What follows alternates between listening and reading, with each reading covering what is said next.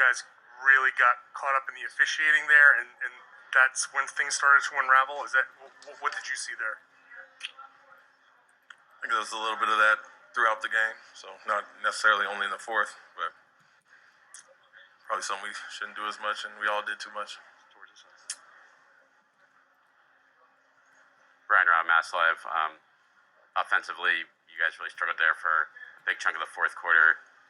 I know Jalen and Jason pretty much played that whole second half. Did you feel like fatigue-wise it was kind of showing up there in terms of the kind of offense you guys were creating, or was it something else that you're seeing?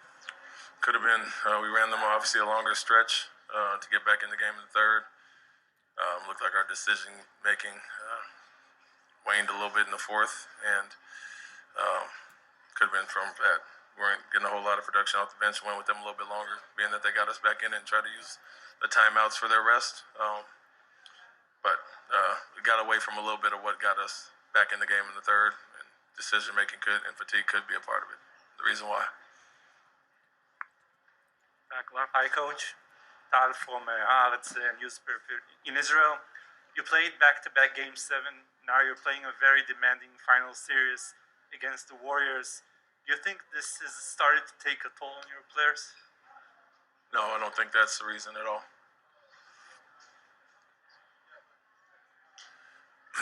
Gary, raise your hand there, please. Thank you. Gary Wasser in Boston Globe. You made the missed free throws. Seems like you guys are back to where you have no idea how this team's going to perform from night to night. The first quarter, you guys looked like you were sleepwalking. Like, why not that intensity, or why? And then why did it only show up for the third quarter? Yeah, I mean, it's hard to explain that start. I mean, we lacked the physicality early. They took the fight to us a little bit early, and we were struggling to finish in the paint. So that was pretty evident early on. I think the second, 24-23 them in the second, we kind of got back into it to get it close enough at halftime, and then obviously had the third quarter, and then the fatigue could have played a part in the fourth, but poor start overall. That's hard to explain that why that is, but we got back in and turnovers and missed free throws and some of the things. Obviously, a little bit of talking to the refs too much probably didn't help us in the fourth. But the start is hard to explain. It was we were guarding well enough. They had 27. I mean, for the most part, they had 19, 17 with a few minutes left, but our offense was stagnant, unaggressive. Adam, over here. Steph has obviously been in control of this series. What did you think about the job you guys did on him, and also does it feel like a missed opportunity on the day you finally did slow him down, but it still wasn't enough?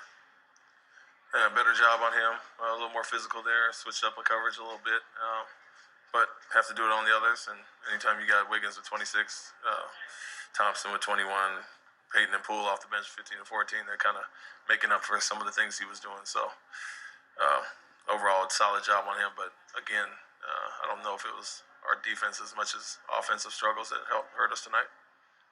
On your right, Tim. You mentioned those offensive struggles. When you guys would get into those stretches where you couldn't get going and you did get stagnant, was that a result of their physicality knocking you out of what you wanted to do, or was it something else that you saw that kept having that happen? Early in the game, they were the aggressor on defense, kind of blowing up some of our actions, and our spacing wasn't the best due to that. Went a little more off ball and got some movement, got some things going. And once we did start defending better and getting the stops, we got out and ran, obviously. But a little bit of that early, and then, like I said, it could be fatigue in the fourth quarter after expending a lot to come back. And so a lot had to do with them in the fourth start for sure. And you mentioned a little bit of the chatter with the refs. Did you get called for being out of the box by Mark on that? Is that at least what they explained to you? Part of it, yes. And then did something happen there with Tony in the fourth quarter? It seemed like you two had a conversation or something. Yeah, he didn't like how I pointed at him. Thank you. Robert? Light Manning, CLNS Media. Ime, it felt like at one point you guys turned the corner with the ball control, with the decision making as you talk about, and now it just seems like it's kind of popping up again and again.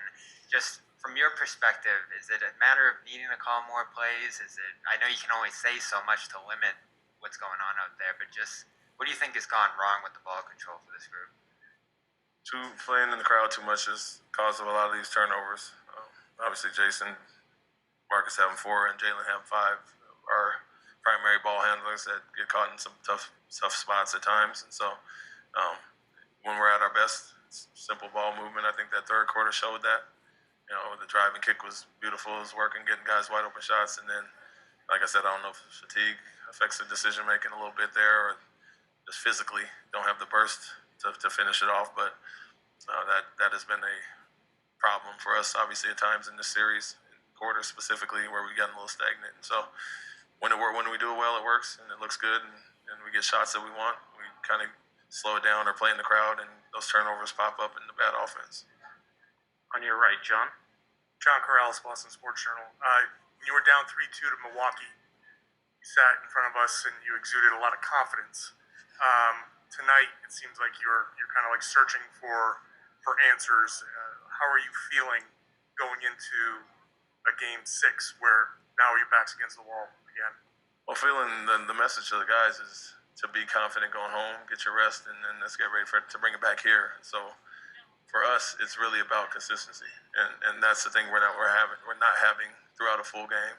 It's a consistent effort, sustained effort, more so offensively than anything. And so that's the part where we got to have carry over from quarter to, not only game to game, but even quarter to quarter, like we saw in the third. Then it doesn't happen in the fourth. So obviously we're all frustrated with tonight a little bit, but even prior quarters and games. And so our message is take it one at a time. We've been here before and did it against Milwaukee, and let's bring it back out to the Bay. We're going to go last two here, and then Gary. Abby Chin, NBC Sports Boston. Ime, what did you see from Jason tonight? I mean, some uncharacteristically bad misses in the free throw line as well. Yeah, I said part of that could be fatigue. Expended a lot, obviously, in playing 44 minutes. He was one of our main guys rolling, and so when he got it going in the third, we rode him a little bit longer there, and the bench production wasn't as sharp as usual, so we ran Jason longer, and some of that fatigue and decision-making could play a part in the fourth quarter. So, and that probably has something to do with the misses. Not only free throws, but some of his three-pointers being off a little bit. I'm sorry, I got Gary and then Jared in the back. That'll be it. Ime, have they found something to get you their defense against your offense? The last couple of games, it seems like you guys have had a hard time scoring.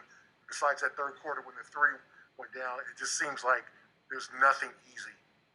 Yeah, they've ramped up the physicality, and they're switching quite a bit more. But as you saw in the third quarter, anytime we don't get stagnant and go one against the crowd, it can look pretty easy and get the shots we want. So just have to, like I said, have carryover from game to game. Not only that, but quarter to quarter. And a 35-point third quarter when we're moving the ball, getting into the lane, penetrating kick, and getting the wide open shots we want, we got to have that carry over into the fourth.